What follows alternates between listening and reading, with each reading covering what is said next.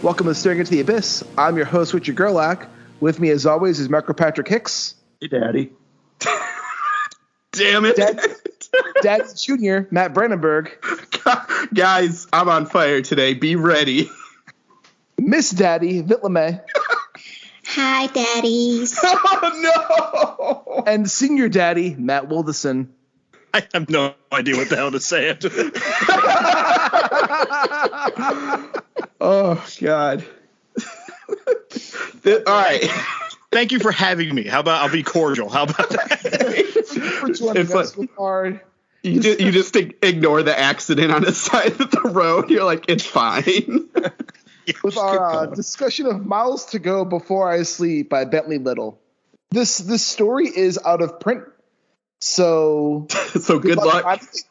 You can listen to our conversation about it, and that'll be the closest you can probably get to getting a chance to the story, because it's a hard one to find. I got lucky.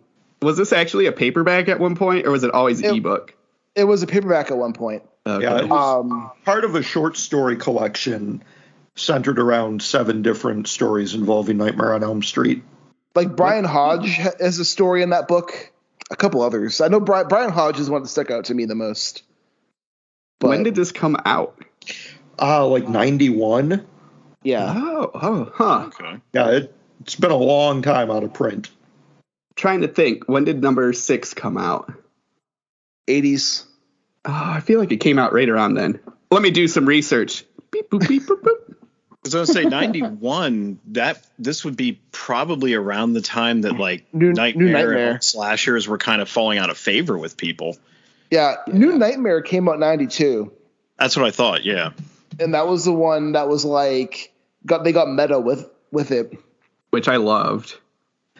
So the full title was Nightmares on Elm Street, Freddy Krueger's 7 Sweetest Dreams. And did you say Swedish or Sweetest? I heard Sweetest too. I was like, oh, okay. His Sweetest Dreams.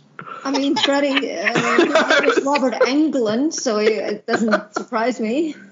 I was really confused. I was like, I didn't know that was like a very specific regional story. Yeah, we find out about how much Freddy Krueger actually hates the Swiss and goes I'm being haunted by the guy in my dreams. Oh my God. That's how like Sven from Ren and Stimpy. Oh, Stimpy. All right, so research. Freddy's Dead, the final Nightmare came out in 91, so either they must have wrote this before that.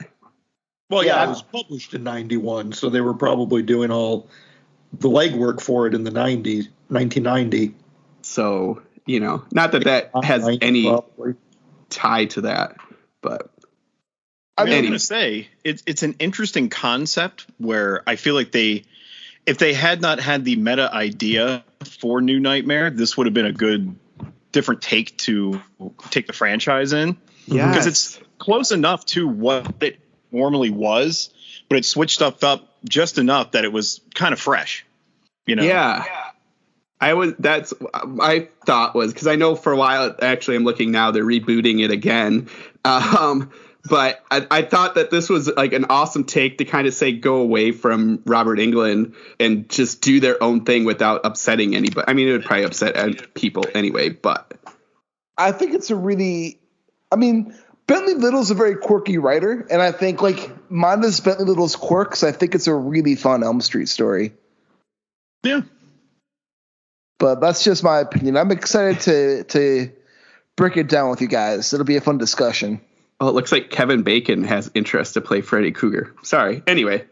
Oh, well, that would be interesting. I'm sorry. Hold on. We got to back that truck up. Yeah. What's this about Kevin Bacon and Freddy Krueger? Like, you can't just leave us like that, Matt. So it looks like they're doing another reboot. So the last one is in 2010 with Haley. Yeah. Yeah. So they're doing a new one, and at the bottom it said Kevin Bacon has expressed interest in playing Freddy Krueger. I would honestly watch that. That could mean a ton of things. A producer could have texted him like, "Would you want to be Freddy?" He just like, I guess. I mean, how much an A? Honestly, I would see Kevin Bacon as Freddy Krueger. I mean, Kevin Bacon can do almost any role that you put him in because he's the method actor. He will go and study it before he does it, you know. So do you think he'll go to the extreme and like incinerate his own face? I think he'll learn how to enter people's dreams. He went to hell to voice Hades in Hercules. So. Oh my God, it's so true. Oh, Kevin Bacon. He did find all the graboids, so. That's also true. That's true. Oh, so fun fact about the 7 Sweetest Dreams. Philip Nutman had a story in there. Oh. Ooh. Okay. Oh, that's a callback. Yeah. Who we talked about a few episodes ago about his book work. I would have loved to read what he would have done with Freddy Krueger. Yeah, me too. Nancy A. Collins also had a story in here. Oh, she's really good. Brian Hodge, as we mentioned earlier. Yeah, it was a good assortment of writers. Like, they got some good talent for this book. Yeah. I wish there was still a way to get access to it. Like, all the rights, man. I kind of got this ebook through nefarious means. Yeah. But I'd like to read this collection. You got Wayne Allen Sally's in here also. Yeah, like, it's a really solid collection. It is. It's a good lineup. I kind of miss the whole, like, odes to 80s horror movies and slasher franchises in book form. And I wish we had more of those. Yeah. Yeah, that would be cool. Especially if we're not getting good movies out of them. That's very true. But I'm still on my. Sorry, go ahead. Oh, no, you go, Matt. I was just going to say, to piggyback onto the thing you said about the books, you know, back in those days, I'm still on my never-ending search to find the YA novels that were written in the Halloween universe. Yes. Yeah, oh, yeah. They're so expensive. And I saw one on eBay like a year ago, and it was like $250. So I can't even imagine what it would be now. Yeah. I'm still on my never-ending hunt for the Halloween 3 novelization. Which I got. Whoop, whoop. You'd be surprised. That one, I mean, it's pricey, but it's not like $200. I think it sits around like $60 to $70. I just can't justify spending that much money on a paperback. Yeah. Right. Yeah. I mean, you've got to be like a real hardcore collector of it. Yeah. I wonder if in the novelization if they have the scene with oh God, I can't remember his name now. Tom Atkins. Yeah. I wonder if they novelized Tom Atkins' ass in the book. Tom Atkins. I think they sort of did. They sort of did. I could look and find out. They just do like one side of it, or what? I have a Post-it note on the page that it's on. Yeah. It's very wrinkled. I love Tom Atkins. I love Halloween 3. That's a great movie. It's actually, and I think I had talked about this because it's Dennis Etchison, which is funny because I just reread Dark Country this past couple weeks, and he like made it this like brooding it's the movie, but like the way he took it, it elevated it to this level where you're like, man, this book and movie did not deserve each other. Before we get into our weekly recommendations, I have a question about Etchison's Halloween 3 novelization. I'm ready. Does he hate the Irish as much as the guy who did the novelization for the first Halloween movie?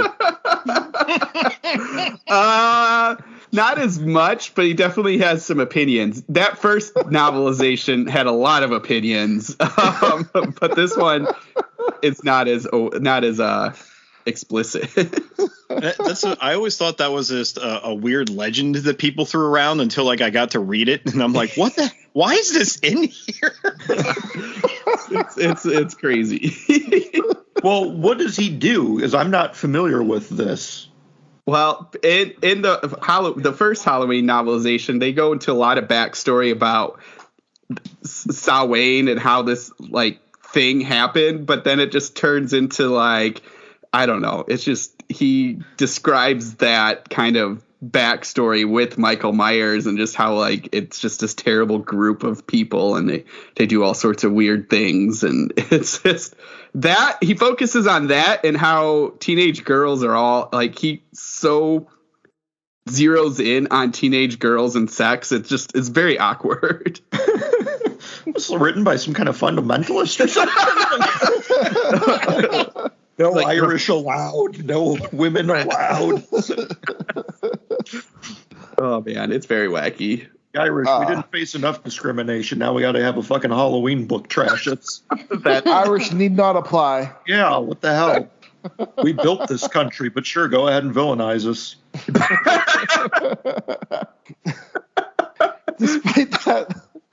Despite that tirade, I actually finished 2 TV series between our last conversations.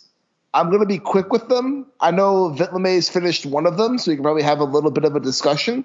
Yep. But all I'll say is I finished Midnight Mass the other day, and this might be my favorite work of Mike Flanagan. Nice. No spoilers. I don't want to spoil for anybody that hasn't seen it yet. Yeah. All I'll say is there's a shitload of monologues, and that's my only criticism of Midnight Mass, because I loved everything else. But there was some points where I was like, oh, get the fuck on with it. Yeah. But the rest of the show's great. We finished episode 4 last night, and there were some heavy monologues there that they were doing about what do you think happens after you die. And I was just kind of rolling my eyes through it, like, come on, just let's go. We don't need 7 minutes of this. Let's move along. Oh, it was way more than 7 minutes, man. Oh, it certainly felt like an eternity. But yeah. Besides the monologues, the show, and some of the monologues are good. There's just like too many of them. Yeah. But like the show itself has great atmosphere. Oh yeah. It has some really great scares. It has fantastic acting. It's the best Stephen King adaptation I've ever seen. Yeah, I know. That's every Mike Flanagan project. I know it is. Even Absentia is like hugely Stephen King inspired. Like. You can't separate Flanagan from King, even when he's doing something original. I don't know. I get the suspicion Warner Brothers pulled Revival away from him, so he just said, all right, I'll go make a Netflix show and just use this. Actually, well, Midnight, so real quick, is he actually tried writing Midnight Mass as a book. He tried writing it back in 2010 as a novel. And if you watch Hush, the novel that Kate Spiegel character is writing in Hush is Midnight Mass.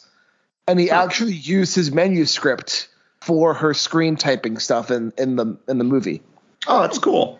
Like you can even mentions the drunk driving accident, the Jesus fish in the back of the sports car, like all that stuff. Oh, wow. So he had been, and his first meeting with Netflix back in 2013 or 2014 was him pitching Midnight Mass to Netflix, and they actually rejected him. They said they liked the idea, but they don't feel like they want to move forward with it. Then they bought Hush. Then he did Hill House. Then after that, he was like, they were willing to go more on board with something like more experimental from him. Yeah, I'm sure after Hush and Hill House, they're like, hey, here's a bucket of money. Please go do what you want. Hill House is still one of my favorite horror series. Yeah, Hill House is a terrible adaptation of Hill House, but it's a really great adaptation of a Stephen King story that never existed. Yes. It's a great show. Like, I'll criticize it for being a bad Hill House adaptation, but I mean, it's nothing like Shirley Jackson's Hill House, but on its own, it's super good. Yeah, no, if you can separate it from its source, it's a really good show. One of these days, I'm going to start a change petition to have Mike Flanagan remake It Chapter 2, and I hope you'll all sign it. I'd sign it. I honestly, I've been a Flanagan fan ever since I saw Oculus. True. Yeah, I agree. So, like, I'm in for whatever that guy does. Even his Ouija movie was good. Like, because he did Ouija Origin of Evil. That was a fucking good movie. That was the third Ouija movie, right? Yeah, it was the second Ouija movie, the prequel one. Oh, yeah. Oh, I didn't know he did that. Yeah, that was him. Huh. And that's a great movie, too. Like, the dude just knows how to tell a really good story. And he knows how to scare. He knows how to scare people. And he doesn't give anything too overboarding. Like, he has some shock scenes here and there. There's a scene in Midnight Mass that, like, I saw coming, and it still shocked the fuck out of me when it happened. So it's good stuff. And real quick, because we could probably have a discussion about this, I also finished Squid Game. Oh my which gosh. is the big Netflix show of the moment right now. Yep. That show looks crazy. It's nuts. So good. It's really good. It's so good. I'm so happy that there are so many good South Korean, both series and movies just coming on here, like on Netflix. And I was just so happy to be able to watch it. You know, not that it's just restricted to South Korea, because there's so much amazing stuff there. Like, I was watching Squid Game, and it was like the end of episode 1. When I was watching it, I was like, oh, this is a pretty solid like drama show. And then the end of episode 1 came, and I was like, holy fuck. Yep. I need to watch more. I can't stop now. Yep. So, like, is it really wacky? Yeah. What do you expect in wacky sense of term? Well, like just slapstick. from the not like that, but like maybe that way. But like the trailer, it looks like, you know, they're playing these games and they're in this weird like thing with lots of colors. So it looked like. I mean, it's like derived from that they are supposed to be playing these old children's South Korean games.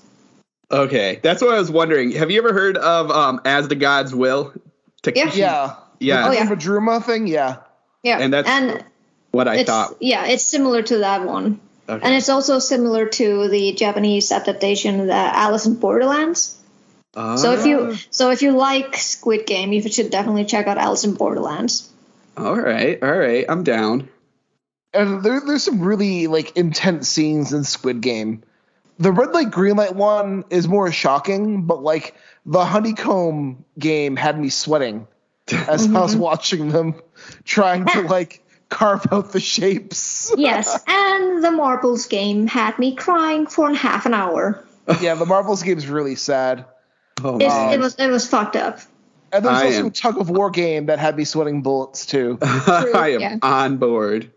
I mean, it's like it has so much tension, a great characterization, and you're kind of rooting for it's kind of like South Korean Game of Thrones, basically. You look like this one character, and then you're like the next episode, oh no, he dies. And you're like, I just like this guy. I was rooting for him. Awesome.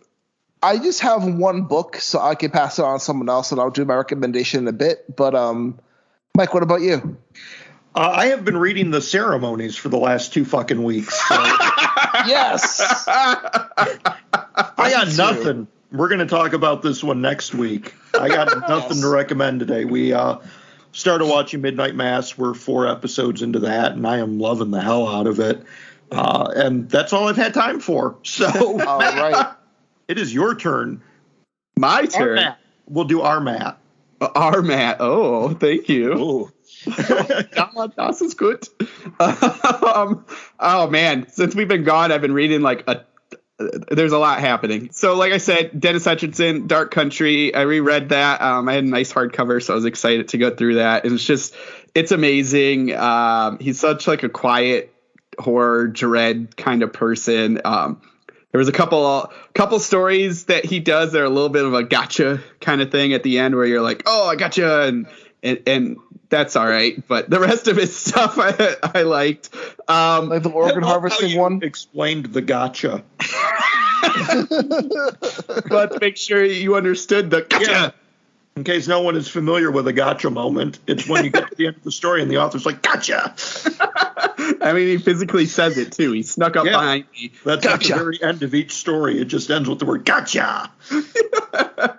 It's like the old William Castle stuff where he just kind of floats around, and then when you're ready, he gets you. So you never know. You're always on your toes. But I did read Adam Caesar's Clown in a Cornfield. That was kind of my little early kickoff to Halloween, which I know I loved it. It was a blast. I think it's a little slow in the beginning. I get he's kind of got to build up stories, but once it gets going with Friendo and then the big high school party, I was not expecting everything that he was going for, because I was trying to think, and not trying to cause controversy, but this is a young adult book, right? Yeah. Okay. Yeah. I wasn't expecting the way some of the things he gore wise was going for a young adult book. I was just like, holy crap. A lot of people think of young adult and they think of young adult books are very, I want to say clean, but young adult books don't have the teeth that regular adult books have.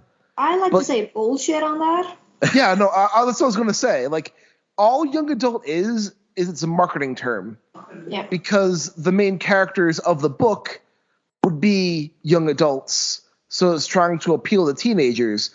I've read a young adult book that had a brutal rape scene in the first 30 pages. Jeez. I've read young adult books that have heavy torture scenes in them. I think people just, because of Twilight, look at young adult as being pristine or clean, but no, there's some pretty fucked up young adult books out there. Which is awesome, yeah. It's just a marketing term. That's all it is. Well, then there you go. That is good. I enjoyed it. So it was a lot of fun. I think it's coming out in paperback anytime now. It's a small town that has this factory that makes high fructose corn syrup, and the clown is their mascot. Well, that factory is shut down, and the town is kind of, falling apart because of that. And Doctor and his daughter moved to town, and then you just she kind of meets up with these brass kids who like to make videos and do pranks, and then the town doesn't like that, so bad things start to happen. I had a blast with it. I liked just the insanity of this party and everything that happens there. I'm not spoiling it for anybody, but it's really good. And I appreciate the way he ended it. That was a nice little touch. I think he's doing a sequel. Yeah. Well, and that's kind of what I was. Yeah. He kind of leads you to okay, here's Friendo is not done yet. So yeah. I can't fucking wait for that sequel. Yeah. I actually really enjoyed how he also incorporated the dad into it. Because usually in these kind of both stories and movies, the parents are just useless. Yeah. But here, the dad actually is trying to help as much as he can. I mean, he's kind of involved into it too, because he's the new guy into this town, and he's like, "Well, my daughter's in trouble. I have to help her." Yes. And they're like, "You're a doctor. We're going to use you." So yep. It's a lot of fun. It was a great kickoff for October kind of reads, and so Clown in the Cornfield. All right, awesome. Vitlame, what about you? Well, as we've discussed, I finished Squid Game, and my soul is a little hollow after that. I haven't started Midnight Mass, but I will probably tonight. But I did finish watching Free Guy. Oh, that the Ryan Reynolds? Yeah. Yes. We were just getting ready to just watch, I think, The Orville on Disney Plus, but then suddenly we saw an advertisement hey, Free Guy is available. And we're like, what? We had just discussed about going to see it in the movie, in the cinema, so we're like, oh, we don't have to pay, so yay. So we watched it, and it was a lot of fun. I mean, you can't go wrong with Ryan Reynolds. This guy is so funny. And here, he's just so both quirky and at other times a little bit creepy. Because he just keeps walking around with this really intense smile, and you're like, okay, please stop smiling now. You're kind of freaking me out. Smile. You're not supposed to be smiling so much. And he's just so happy. Oh, well, yeah. But the beginning reminded me of the Lego movie, just a little bit. But then... do they sing Everyone is Awesome? They didn't, but, it just started with him oh, I love this life. I'm just doing everything at the same time. Routine. And but then once the third act kicks off, it just goes completely balls fucking in. And it's so funny. I was laughing the entire time. They actually have a Chris Evans cameo in it, and it was the best moment in that movie. It was amazing. So funny. So yeah, I recommend that one. then books-wise, I did finish Kev Harrison's short story collection, Best Left Untrodden. Oh, nice. It was really good. I really enjoyed them. They were, of course, when it comes to short story collections, there are hits and misses, and there were some in his collections that I particularly didn't like as much as the other stories. But there are ones that were really good. Like I think it was the second to last story that I particularly liked. It was called The Waiting Game. And it was about this guy who wakes up and he doesn't know where he is, and suddenly there's this huge lizard just coming after him and bites him. And he suddenly realized that he's like in a zoo, and his ex-girlfriend is just watching him from behind the fence, like, oh, you finally came to, now we just have to wait. And he's like, what do you mean wait? Like, oh, the thing that bit you, that was a Komodo dragon. So do you know what happens when a Komodo dragon bites you? And he's like, no. It's like, oh, this is gonna be fun. You turn into a Komodo dragon. Well, actually, they're so poisonous that you just slowly die until the Komodo dragon comes and eats you. And then you become Komodo dragon poo. Yeah, basically. This is how the world works. Yeah, it was kind of like this classic revenge story, and I just love revenge stories. This one was my favorite. I'm the queen of revenge stories. Come on. Is that your new title? Yes. I love it. Should I change it? Like, no longer Fanged Pipsqueak, I'm the queen of revenge? I love it. Yes, you should. Change it. All right, then. So, yeah, I think that was it. I am going to dig into the ceremonies next time, because at least we have, 2 weeks, and we'll see how far we'll go. Sunday we'll be talking about it. So you got a short amount of time. Yeah. Oh, no. You've got 6 days to read 600 pages of slow burn. Oh, no. That's all right. I'll synopsis for you. A lot of farming. Cliff notes. There's a lot of farming. There's some dancing. And there's bugs and a lot of eating of food. Oh God. Okay. So that should cover most of it. You'll be fine. You forgot about the misogyny. Well, there is that too. There's a lot of misogyny in that book. I'll probably, once I start reading it, I'm probably just gonna be, that's gonna be hard ticked into my brain. It's small town. It's very small town community hating. So. Yay! Gotta love those. Guest man, what about you? Guest man. Guest man. That too. Well, I'm gonna disappoint all of you because I have nothing to really recommend that much, just because, for several reasons. If anybody listens to the Ghostwriters podcast, yes, we are well known for watching really horrible movies. So that's pretty much become a big part of my life, because now we're trying to top the movie Things, and so far we haven't found one to top it. So I'm constantly watching shit movie after shit movie, just trying to be like, is this good enough? Can this top it? Wait, are you talking about like horror movies? Yes. Have you guys covered Poultrygeist yet?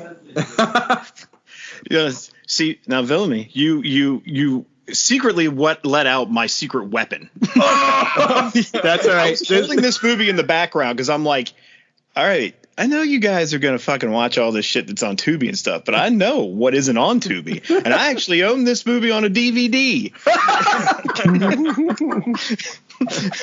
Oh my God. That movie's so gross. I know. It is. It's my ace in the hole in case this doesn't work, because I had recommended Veronica.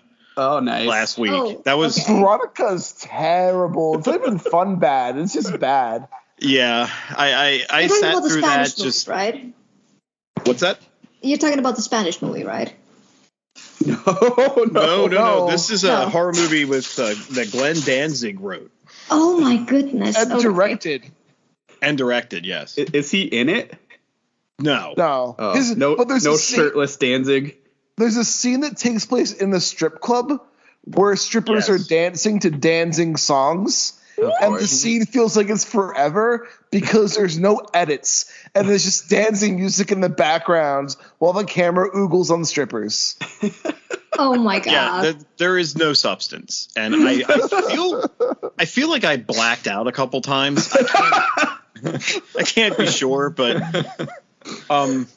so yeah, I've been watching crap, and I'm also watching I have a list that I compile every Halloween of all the movies I must fit in before Halloween comes around that I own. So I'm going through that. So there really isn't a lot of room for new currently. I know everybody's talking about Squid Game, but I canceled Netflix a long time ago because for the longest time I had nothing good on it. And then as soon as I canceled it, they're like, oh, hey, let's put all that good shit on now. Isn't that always the way? Yeah. I was so fucking pissed. I'm like, oh, I'm done. And they're like, hey, here's a new Godzilla anime. Yeah, right? It's like, damn it. Here's the content you want. Blow it up. Yeah, right. I could say the movie I watched recently, just out of my rotation of Halloween movies I'm going through, that I would recommend if no one ever seen it, is 8mm starring Nicolas Cage. Oh, that's a great movie. I actually have never seen that before. I don't think I have either. It's disturbing. It's probably the darkest Nicolas Cage movie. Isn't that the snuff film one? Yes. Yeah. Okay. Ah. I knew that much. It's not, there really isn't a whole lot of Nicolas Cage doing any crazy overacting. Aww. There's a couple facial expressions he makes from time to time where you're just like, you were gonna. But the director back, he's just like, cut, no, don't do that shit. Hit him with the cattle prod. Yeah. So yeah, movie wise, I don't really have much. Book wise, I started reading Nightmare Girl by Jonathan Jans. Nice. Really enjoying that. I like that one. Yeah, I'm really enjoying that. And since it's also the Halloween season, as I did last year when I was on the show talking to you guys, I'm reading books about haunts from local states and stuff that's nearby that I could drive to if I wanted to see.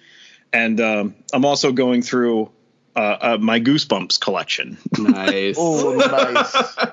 Because I had to be a child, I have a fun movie fact about 8mm. Uh-oh. Yeah. So the director who made 8mm, do you know who it was? Nicolas Cage. No, it was Joel Schumacher. Glenn Danzig. And you know the movie he did before 8mm? The Rock. Batman and Robin. Batman and Robin. Just gotta start He naming followed movies. up Batman and Robin with 8mm. I mean, that makes sense, right? That was probably what they were actually showing as the snuff film. I mean, that just blows my mind to think that prior to this, Warner Brothers is like, we got to get that Tim Burton guy out because he's just too dark. Bright lights. Let's put lights on Tommy guns and Yeah. Let's just make the guy who who did A Time to Kill. He would be perfect for this. Yeah. Let's get the guy who did Falling Down. He'll definitely be able to do this. Then you'll put nipples on everything. I know. I swear to God, that his first day in, when they were shooting Batman and Robin, they're just like, so what do you think this costume needs? Nipples. Nipples. Can we also have molded ass cheeks? I was gonna say, it's we need Let's to get make sure we get that Bat the credit ass. card in there. Yeah, and he's got to have ice skates in his boots that Oh God. Damn just it. randomly come out. If you want to see true horror, just watch Batman and Robin. It's Yeah. Unless you have suicidal ideation, in which case I enjoyed that movie. It's come for the one-liner, stay for the camp. exactly. That movie, the only thing that saves that movie in my eyes is Arnold Schwarzenegger is Mr. Yes, Frank. I agree. They just put him on screen and he's just like, chill out. Cool party. Everybody freeze. Yeah. Yeah. We'll kill the dinosaurs. The Ice Age. Oh my God, that's so amazing. He just had them all. He's like, let me do these guys. It'll be great. I can picture he was sitting in his trailer, writing them down on a little notepad. Just cackling. His trailer just shaking off its hinges. You hear him and they're like, wow, oh. Oh, Arnold's at it again. Just let him be. Let him have his time. I gave him a box of crayons. And just don't go in there. Oh my God! Can you do the laugh again? This is a big break, everyone.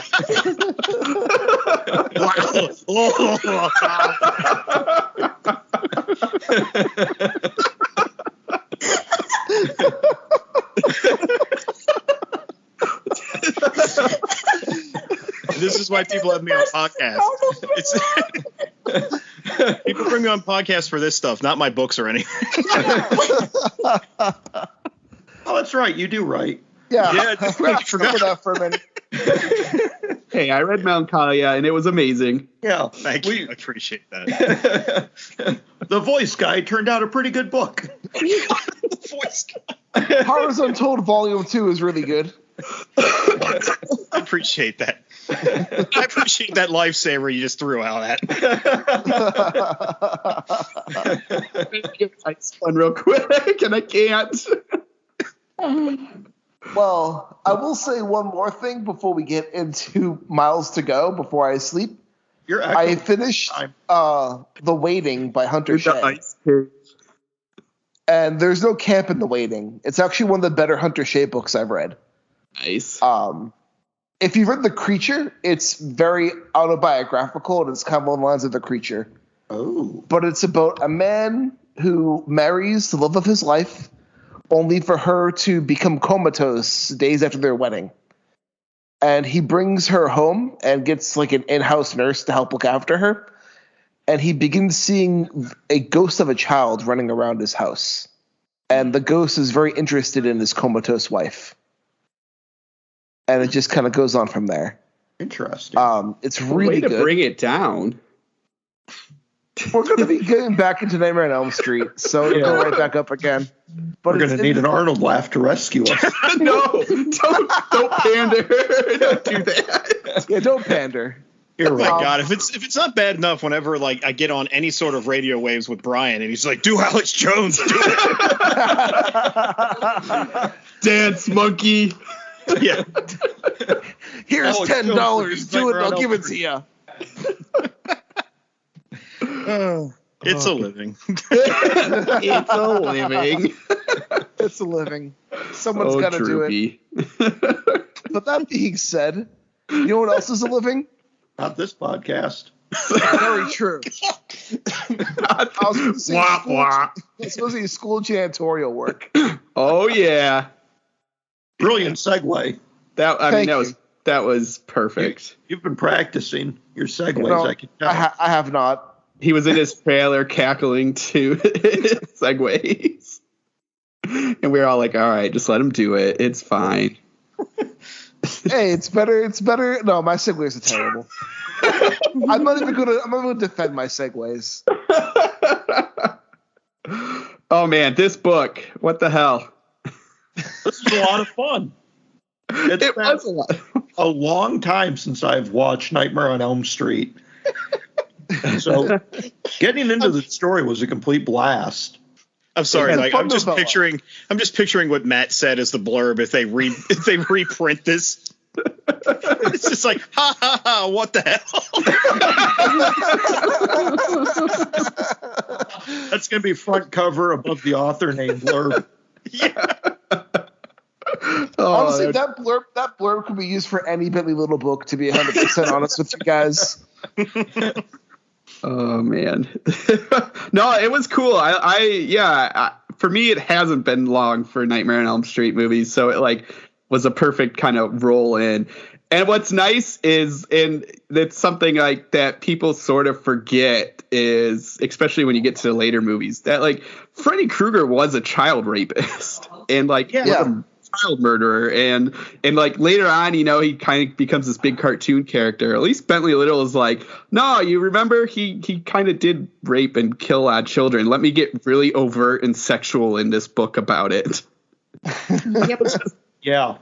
Yeah, Freddy Krueger is definitely not the lighthearted protagonist of. He is not Bugs Bunny. Yeah, no, definitely not. No. There's no one-liners in this either with Freddy Krueger. It's just no Freddy in Hawaii. Nope. It's really dark. Playing video games. Wait, you can say something. I swear I won't say anything on top of it. Game over.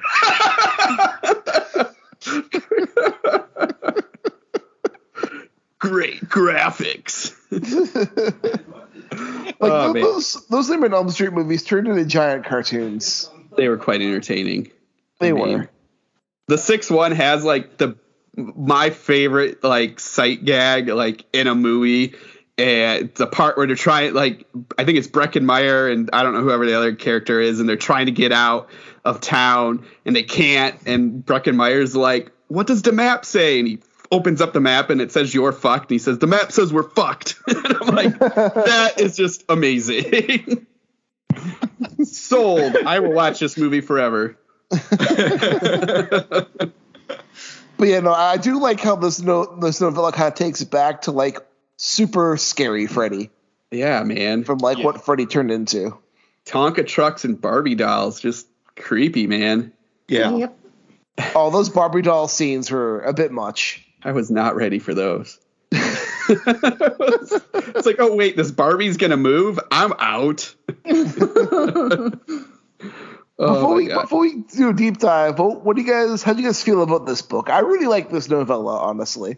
Same. I liked it a lot. I thought it was a really intriguing premise. I know we had talked before about like this would be a really neat way to bring Nightmare on Elm Street back with a fresh direction that is free of Robert Englund. Well, that or just even like doing the usual reboot, especially now. I mean, I'm totally on board. I'm going to see Halloween Kills, but I'm already expecting it to just be part 2 and all these other movies that come out that are basically just rehashing what was already done. This one not only kind of cuts away from Robert Englund, even though Freddy is in this, it's focusing on a new character kind of taking on that mantle. And I think that would be an awesome way to go. I mean, I would definitely break this chain and kind of do something different while still showing like respect to at least the first one. So yeah, I enjoyed it. I mean, there was some goofy parts that obviously we'll get into, but overall I had a blast with it. There was some fucked up kill scenes in this book. Yeah. They really reminded me of the first movie. He did a great job too with the dream imagery of these kills. There's one that was taking place during a house party. Yes. And instead of like spin the bottle, they're doing like spin the corpse and blood flying everywhere. I thought it was good. I had told Rich to because he messaged me yesterday and he asked me like what I thought, and I'm like, I think this is kind of like if I hated it too much, I probably shouldn't be here. But I told him, I was like, I enjoyed it a lot, but there were just like a couple things with it that it didn't irk me, but I was just kind of like, it didn't really need to be there. Yeah. You know? I think I think on the same page. Yeah. I mean, do we want to just dive in or? Yes. We can just dive in. It's not like we need to be quiet about spoilers because people can't really find this book. Yeah. You're never going to read it anyway, so fuck it. I mean, I have an illegal EPUB I could send for the right price. Me too, for the right price. $59.99. It could be yours. $59. Man, you're being nice. $1 billion. No, it's just $69.69. Oh, geez. I see what you did there. No, I just want a Tonka truck and a Barbie. He's alpha smart. He's too smart for us. Working on a different wavelength. Big brain time. Brain. So the thing to me that, like, I got why they did it, but when you get to the end of the book, I kind of thought, like, I don't even understand why this was the affliction that our main character suffered from. Yeah. Because it's just like, oh, he lost his private parts in an accident. And I just kind of feel like just going in an accident isn't enough for me as the reader. I kind of want to be like, what accident happened? You know, as a janitor. Yeah, exactly. As a janitor, what the fuck happened? It's like, what happened? Did you mix bleach and ammonia and fall in the bucket? Like, did you, like? I mean, I would understand that if it was, working in a meat packaging company or something like that. I mean, that would probably make a whole lot of sense. And just being an idiot. Look what I can do, guys. I mean, it could have just been some weird car accident. And also a well-liked janitor. Yeah. I just feel like Villamay's never met a janitor she hasn't hated. No, I don't know. Maybe at that time people did kids associated with janitors, but it's not something that, I don't know. It's not something that we do here, I think. Yeah. Especially the janitors here, they just, they're not even around until after the school is over. We didn't see a janitor during school unless somebody was throwing up in class, and that was that was only about it. Like, they weren't just wandering around talking with the teachers and no. And can you imagine just if that janitor came and someone had thrown up, he's like, "Hey, it's the janitor!" Yeah, Ed, we love Ed. I always referred to them as the sawdust guy because you throw up and they just come in with like the clippings from like wood shop and they're just throwing it all over the floor. Don't walk over there. Don't walk over. Watch out for this. Yeah. So that to me didn't make sense, especially when you get to the end of the book and it, you finish the whole thing and you think to yourself, like, I get why you put it in, because you wanted to have this thing where he's now has a shitty marriage because he can't be a real man. Yeah. Oh yeah. But like his wife still sticks around, so I'm like, you're okay. But I get like you be thinking that she might cheat on you because you can't do anything. But you could have just wrote him as an asshole. Yeah. I think he was trying to write him as a nice guy because he wanted us to feel bad that Freddy's spirit was possessing him. Yeah. I mean, but at the same time, I didn't really feel bad for him. No, I didn't either. And the whole time I was sitting there reading that, I thought this character would beg to be so much more of like the American Beauty type situation, where it's this guy who has everything. Yes. But he just hates his life because it's just mundane. It's boring. There's nothing exciting about it. His wife doesn't do anything with him because they just hate. They've been around each other too long and they hate each other, Yeah. But they just stick together for the kid, that kind of a scenario. To give him a reason to just be like, hey, what's this razor glove? Oh, look at that. It's a perfect fit, Right. Yeah, that's exactly what I felt when I was reading. I was like, he's too nice. And he doesn't even, being a janitor, he's like, oh, I actually like this job. I mean, I'm pretty good at it and everything. And I'm like, okay. Honestly, what's the thing that you hate? Yeah. I was trying to remember. They're not new to this. Is in Springwood, right?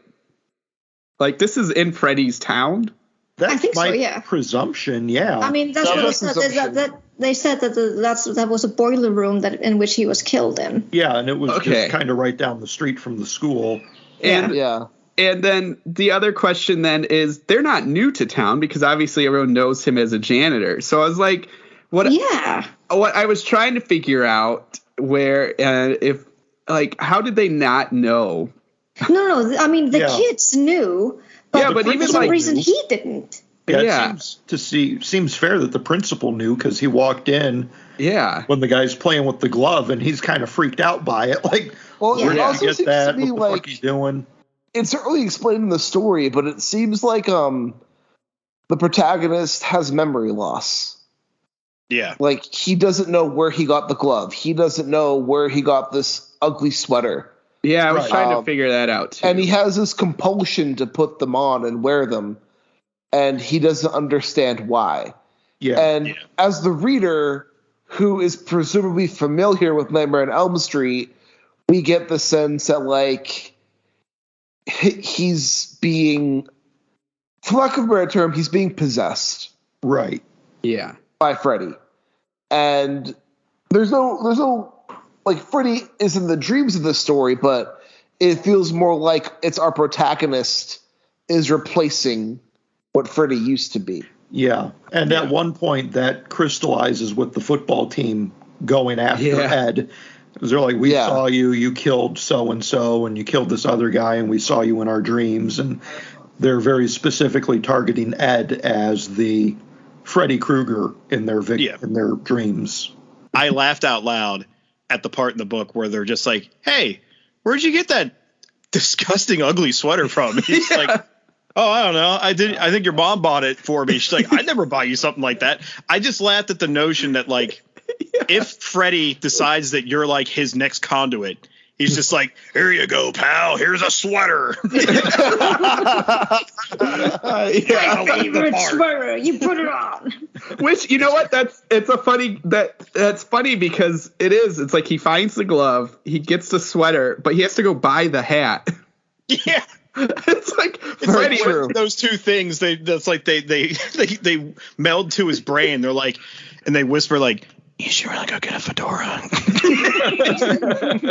Or just Freddy just like, hey, I don't have any much money. This is all I have. So just be grateful. And he's like, I'm a janitor. I don't have money either. Also, one thing. Let's pool our sports in. I'll wear it for 3 days a week. You wear it for other 3, and we'll split the 7. Well, the part that got as long me as is you when, wash it. I don't. My head is special. I don't want lice. The part that got me is when he went to bed early one night and he like changes into the sweater and puts on the fedora and crawls into bed. I'm like, wouldn't at some point your wife walk in and wonder what the fuck is wrong with you? Why are you wearing a hat to bed? Like, he put a do not disturb on the outside lock door. He puts a sock on the handle and the wife's like, wait a minute. You don't have anything to put a sock on. Ooh, snap. Put a sock on the door. She just walked by and was like, well, fun to pretend, I guess. He's living his glory days. Oh my god. I also was surprised at how fast he could fall asleep. I'm like, damn, I never can fall asleep that fast. I know. I have to have a ceremony. Like I have to have white noise. I have to read for an hour. All he used to do is like, oh, I guess I'm tired. It's 5 o'clock. Goes to sleep. I'm gonna kill some kids. Oh my god. All right. So big time here. Yeah. It took me forever. So janitor has a daughter. Yes. It took me forever to realize this daughter is in high school. Mm-hmm. And the reason why it took me so long is because the daughter calls Ed daddy all the time. And high school daughters, they'll just call you by your first name if you're lucky. Like, this is gross. What is happening? It's only gross because you're making it gross, Matt. No, you should be calling. No, there's even like an uncomfortable part toward the latter end of the book. There is. I'm being silly. She's like, "Oh, Daddy, hold me," and he's like holding her, and then they're talking about like the smell of her hair and stuff, and I'm like, "No, abort!" No, It's like, and it's not even just to him. It's like when she's talking to her mom, she's like, "Well, tell Daddy I said hi," and I'm like, "God, what is wrong?" Yep.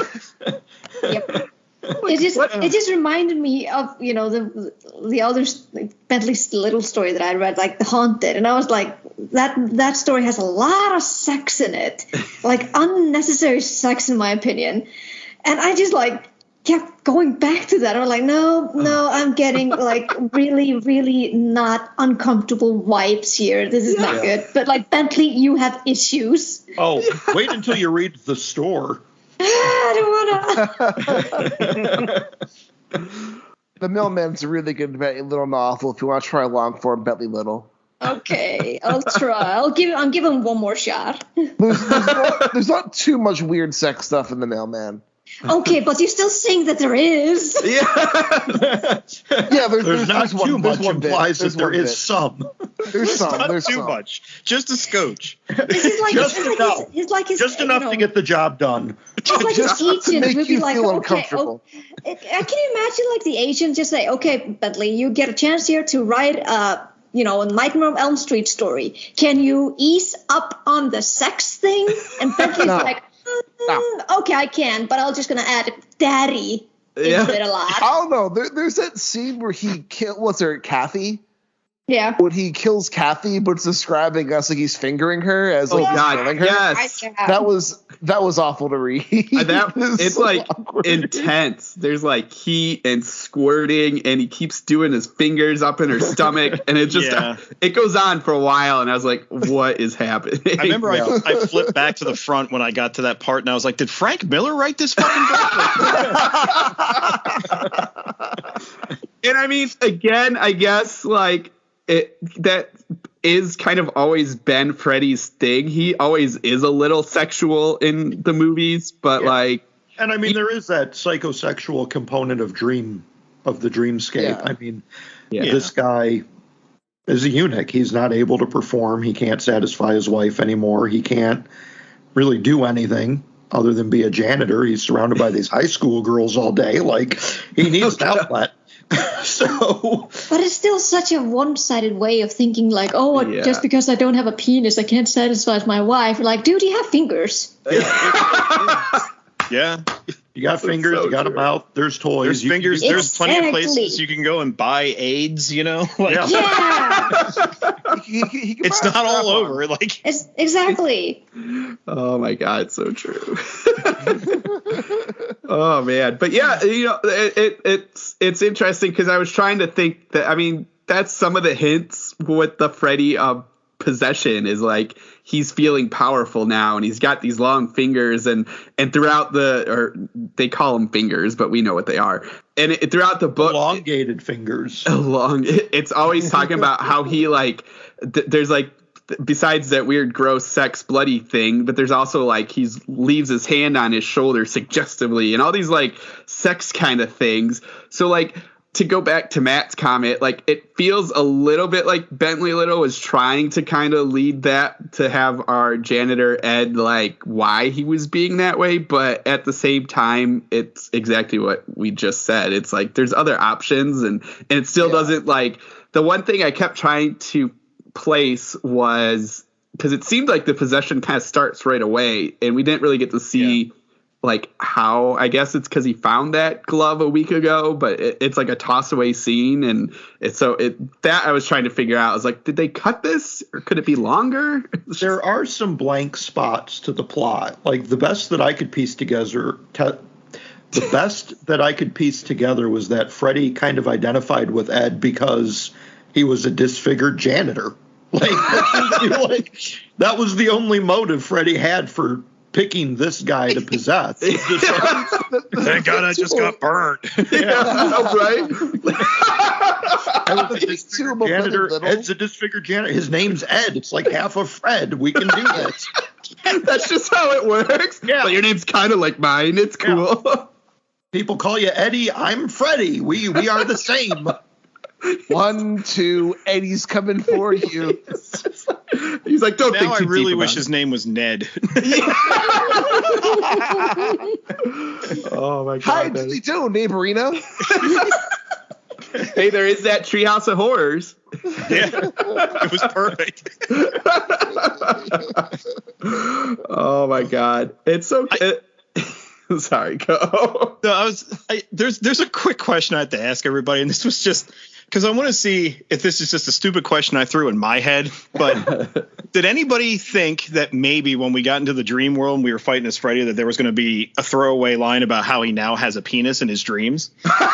Yeah. There should have been one. Oh my God. I was like, they harken on it so much. I'm like, there has to be something else that would drive him to continue to keep going back other than just killing. Yeah. And it'd just be like, well, in the dreams, I have a penis. You know what would have been a really funny moment in this book, or this story, is if he had the penis in his dreams and they had a sex scene and they could be like, I fuck. But then it might suck, though, because by a giant dick. Yeah. Like it comes out the wall. Like a battering ram. Like a more incentive to him to want to go back to the dreamscape. Yeah. Well, the thing about Bentley Little is, like, I've read a fair amount of Bentley Little. He's much better in longer form fiction than he is in, like, novella or short stories. This book begged to be longer. Yeah. Like, there could have been so much more fleshed out if it wasn't I'm assuming it was forced to be in a novelette size length. Yeah. I'm sure it was, given part of an anthology. There were word limits of some kind. I don't think they could just go, all right, you know what, give us a 300-page book. We'll we'll make a tome. There's so much of it where, especially even some of the dream scenes, which I will say is probably, it's the highlight of the book. Whenever we're in the dream world and the characters are seeing the twisted versions of like the places they are and, you know, in their real lives, they're written really nicely. Infant ward, the kills that happen in, sorry? I was going to say the infant ward particularly. Oh, that was... that one I was like, holy shit. Yeah.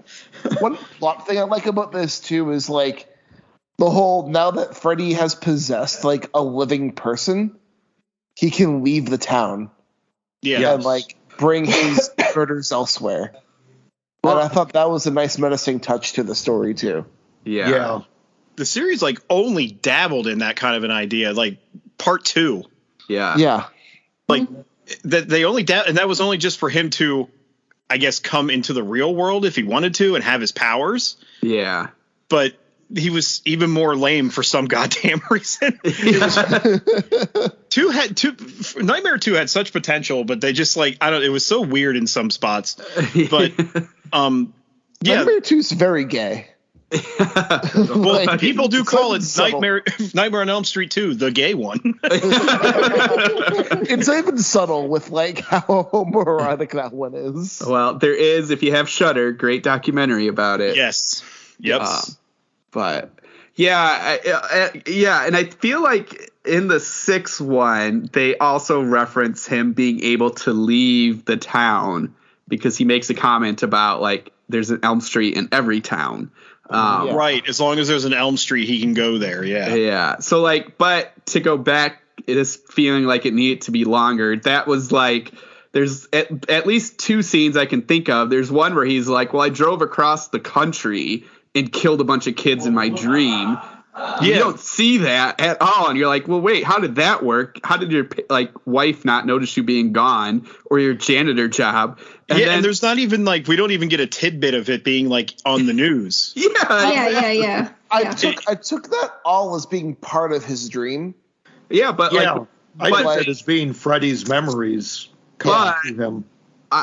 That's a good question, because I was going to say they do prove that what he does in the dreams happen, because the baby ward, you're talking about that. Yeah, but the baby ward happened in the town. Right. So like, I think the whole like road trip thing is more like Freddy's desires mixing with his subconscious, which leads to the ending of the book where after he kills Barbara, his wife, and he's like, I'm going to go to Chicago.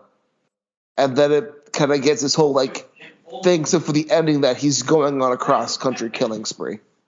Yeah, maybe. I don't know. We need a movie of that. Yeah. Mm-hmm. Well, and we need him and Freddy in like the Shaggin' Wagon from Dumb and Dumber.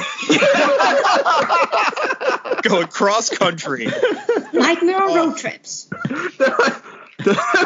John Denver was full of shit, man. You drove halfway across the country in the wrong direction. Oh, man. Just see Freddy get in a little motorcycle. This hog gets 300 gallons to the mile. Freddy's just on the back. He's like, hey, stop. I got to really take a piss. You see Freddy pop up. Hey, want to hear the most annoying sound in the world? That would be so good. Drinking pickles, eh? All right. I also thought it was funny in the book that it was like Chicago was just the next place they picked. Yeah. It's just like Freddy just like, I really want to try a deep dish pizza. I just want one of those giant sausages. Ed's like, so do I. So do I. Oh, nice. Oh, oh my God. So do I. I know you do, buddy. I know you do. I'm sorry. In your dreams, boy. It's like, I can't help you there. I will say one thing about this, Adam and Eve. One thing about this book is like I like the maternity ward kid, all the dream killing scenes really intense. Oh, they're fantastic. But the ending scene when he kills Barbara didn't really feel as intense as those dream scenes. Yeah, that's what I was thinking. The whole ending, there's no big climax. It felt like he reached his word limit. He was like, "Fuck, I gotta finish this shit." Yeah. Mm-hmm. It ended like a wet fart, and honestly, Yes. Because I was sitting here thinking to myself, I'm like, what's something else I've seen that has kind of such a stupid ending to it, where it's just like, wow, it's implied what happened, but it's just you don't really get to imagine it in your head. Yeah, and it's it's just an implication. Yeah. Yeah. Just kind of like the ending of the movie Thinner, where he's just standing there with this sly face holding a pie. Yeah. It just cuts off and it's like, oh, okay. I guess we're done.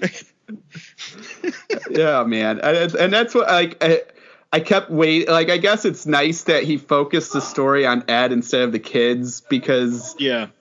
But at the same time, I'm kind of well, where's our montage? Every single movie has the characters building these traps and or training to fight, and this one it's just I think he might have intentionally skipped that. Remember when the kids go into the boiler room, and I think his name was Keith, I think.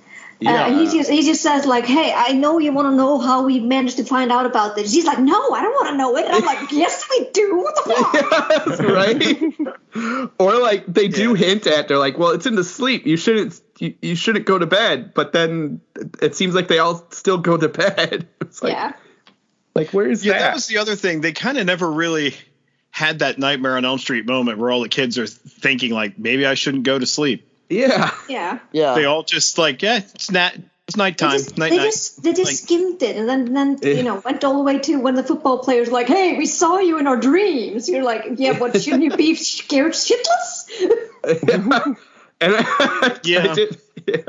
And they beat him up for a second, and then he threatens them, and they're like, all right, I guess we'll walk away. I thought that was kind of funny too. It just gives them a look, and they're like, oh shit, it's him, gotta go, gotta run. Yeah, it's like the equivalent of a cat on its back hissing at you. Yeah. A whole football team's like, whoa, this dickless janitor means business. He's got a glove. We gotta go. Yeah. He's got a glove. It's got some butter knives on it. Oh my god, that's so crazy. But yeah, it's entertaining. It was an entertaining book. Oh yeah, I think it's a fun story. Yeah, I breezed through it. It's literally a 1 to 2 sitting read, honestly. Yeah. It's just some of those small things that if you're a Nightmare on Elm Street fan and you're reading through it and you're kind of getting this, at least to me, I'm we're getting this really cool idea of Freddy possessing someone in the real world, and that's how we're getting him attacking kids in dreams now, instead of it just being that excuse for, oh, I have to get more powerful, so I have to make people say my name in order to make them scared. Now he's just possessing people. Yeah. I thought that was really interesting. And then all the kills being the dreams of the guy he's possessing. But then it still falls back on the old laurels of everything else that Nightmare on Elm Street ever did. Because you have that scene where they're all talking about oh, I saw this guy in my dream. Oh, did he have a really stupid sweater and a hat? Yeah, that's him. And he was like burned. Your dad. Yeah. Yeah. It looked just like your dad. That was just kind of I mean, I guess you have to do it because you're writing in this universe. So I guess it's expected of the story, but I don't know. There was just small things about it that I can slide for the overall experience of the book, but I don't know. Just the whole dickless janitor thing. Yeah. I'm this is something that would be written in a comedy spoof version of it. I mean, I feel I don't know. I feel, knowing how much I've read of Bentley Little, I think he's trying to be tongue-in-cheek with it.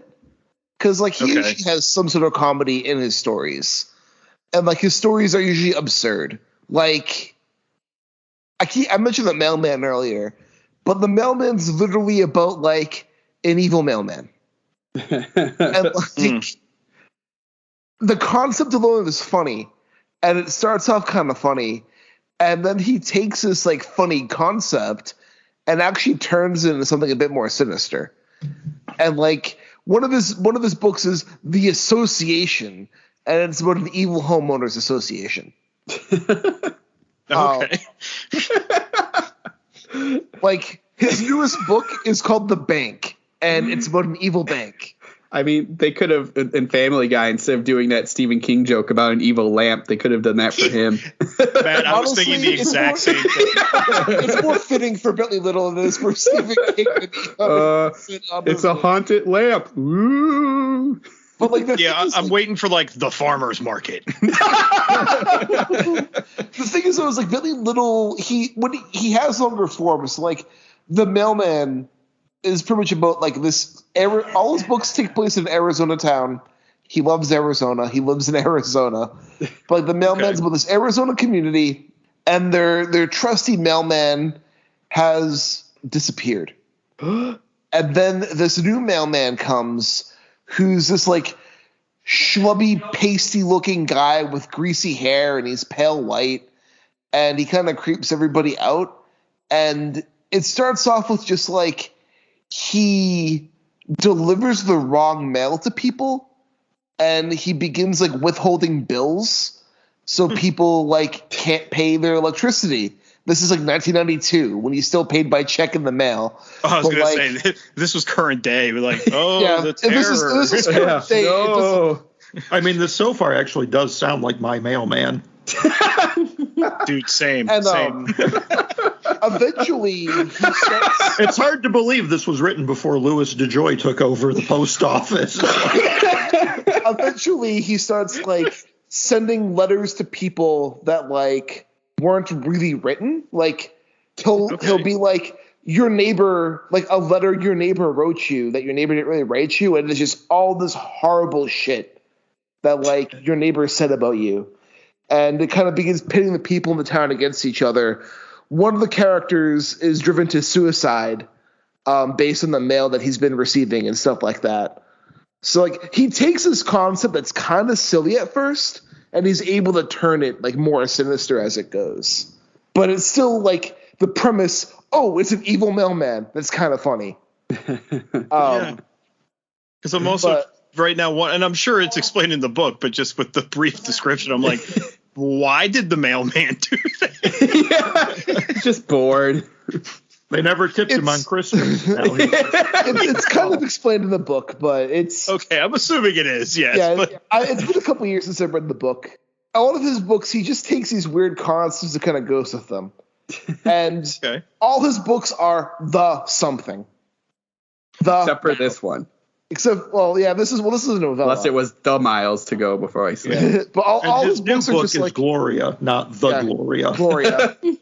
Instead, he changed his name to The Bentley Little. Right.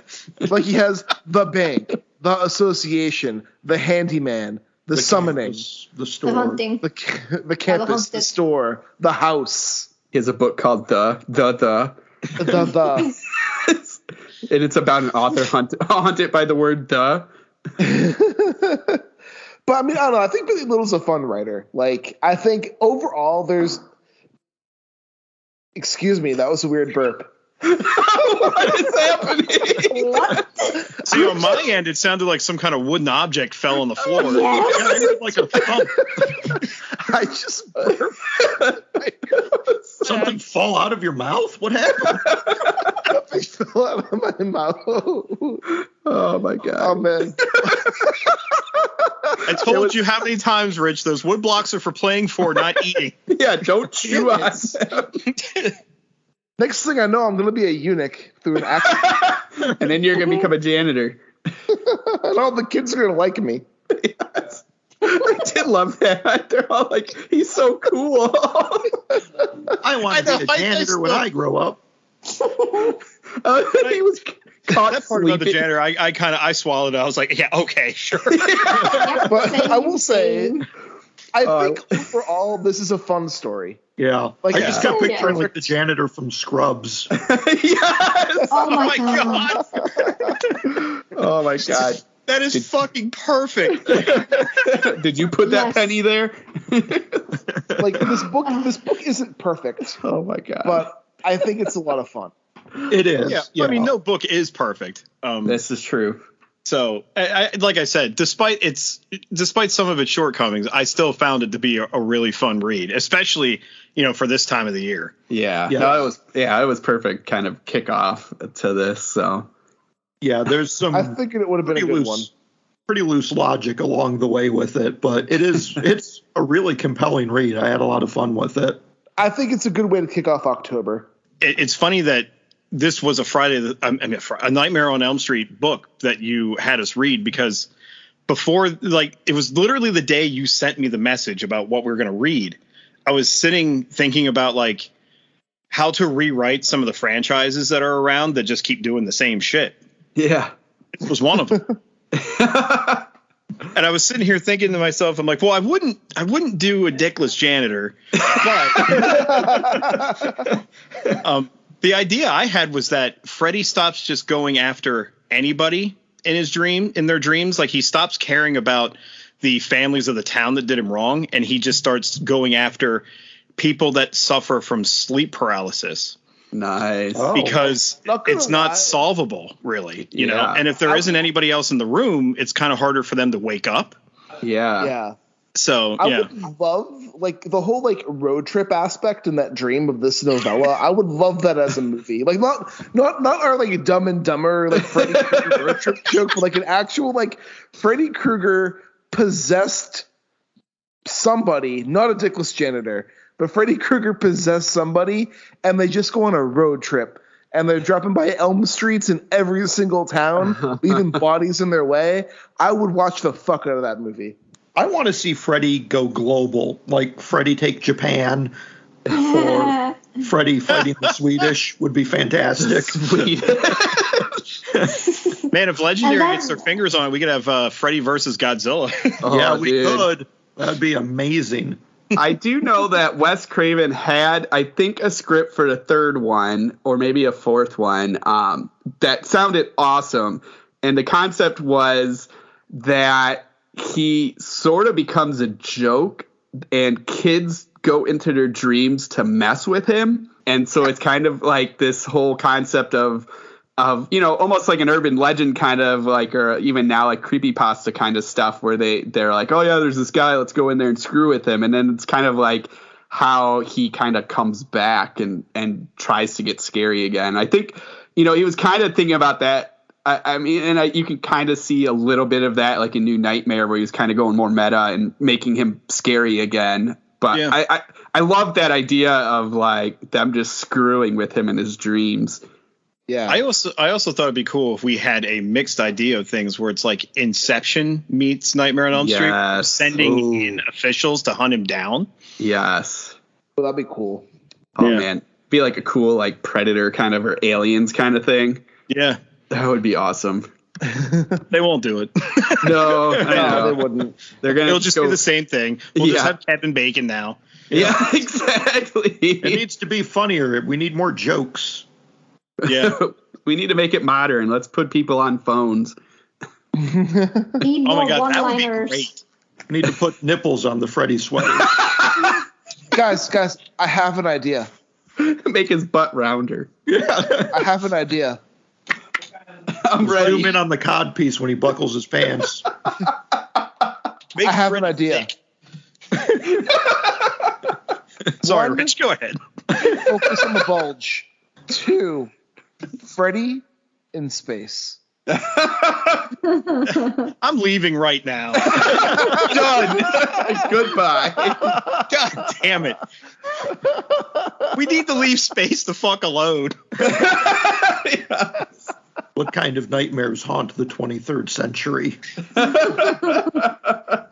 In space, no one can see you dream. God.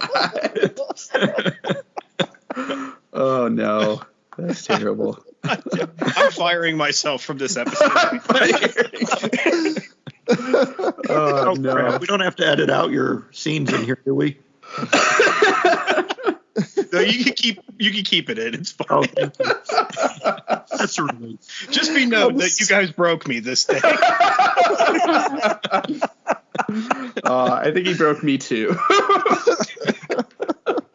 I had to.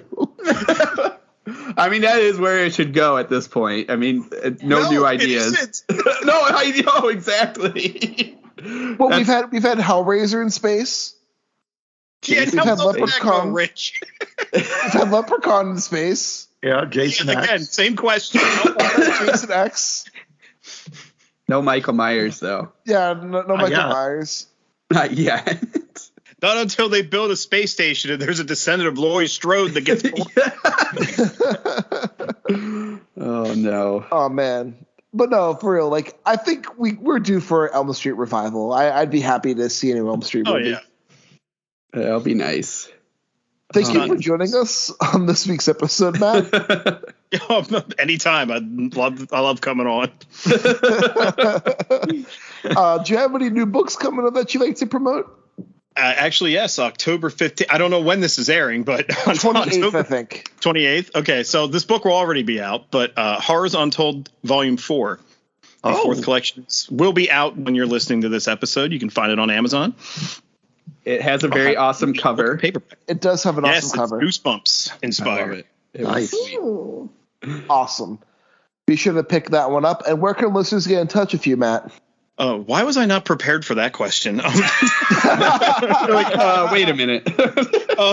Yeah, that's right. I have a Twitter. If you want to follow my stupidity, you can go find me on Twitter at Matt_Wildasin. And Grindcast is my other podcast where I talk pop culture news and review movies and all that stuff. And the Ghost Writers podcast is my horror podcast where we give writing information and apparently review really terrible films for a living now. So The Care is Hell. Yeah. That was a classic. Billamy, where can listeners get in touch with you? They can get in touch with me on Twitter. Since this will be airing, I was going to promote the trick or tweet prompts that I'm doing for the October, but it might be a little bit over by the time this airs. Not if people hurry and listen to this when it drops. Yeah, well, still be a couple days left. True, but I mean, they can probably put all the prompts into one tweet or something. they might hit the word count with that. My Twitter handle is Vitleme, capital S. And I'm also on BookTube at Faint Pipsqueak Reads, where I review indie horror books. And you're on TikTok, too. I'm actually on TikTok, too, yes. Having fun with it. Awesome. Matt, what about you? Yes, I'm on Twitter at BrandenburgDM, and I think when this airs, if you at Dark Corner Zine, I'll have a story in there, so look out for that. I think that's number 6, and I'm not sure when, but there should be around this time when this airs. 34 Orchard, I should have a story up on their site too. So nice. Awesome. Check those out. Yeah, absolutely. Definitely. And Mike, what about you? They can find me on Twitter at MikeH5856 or my website, michaelpatrickhicks.com. And you can find me on Twitter at Rudy53088. And be sure, email our podcast at intostaringpod@gmail.com. If you want to sell an ad to us, we'll be happy to promote anything you want us to on the air. And I mean anything. We just won't do it in cartoon voices. Yeah, exactly. Be sure to also please review and share our podcast around. We want to make sure that the abyss consumes all. And you can follow me on Twitter at Rudy53088. Next week, we're discussing the 80s bloated horror novel, The Ceremonies. And this is Richard Gerlach saying, keep staring.